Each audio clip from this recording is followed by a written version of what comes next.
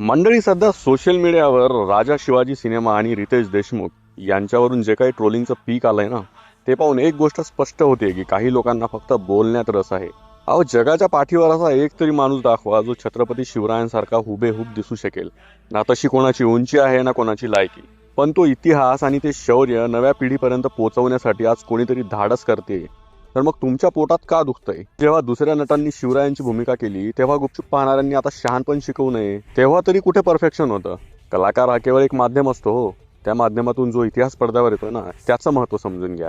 आणि मराठी माणसाला खेकडा उगाच म्हणत नाहीत. मराठी सिनेमात भव्यता नाही, मराठी सिनेमा बजेटवाला नसतो असे म्हणूनही बोंब मारणारे आपणच. आणि जेव्हा कोणी प्रयत्न करतोय तेव्हा त्याला नावं ठेवणारही आपणच. मराठी पाऊल पडते पुढे असं नुसतं गाणं म्हणून चालणार आहे का हो? मराठी माणूस काहीतरी करतोय तर त्याला ढकलण्यापेक्षा त्याला साथ द्या ना. कारण शेवटी आपला राजा आणि आपला इतिहास जगासमोर मोठ्या अभिमानाने जाणं हेच आपल्या सर्वांचं ध्येय असायला हवं.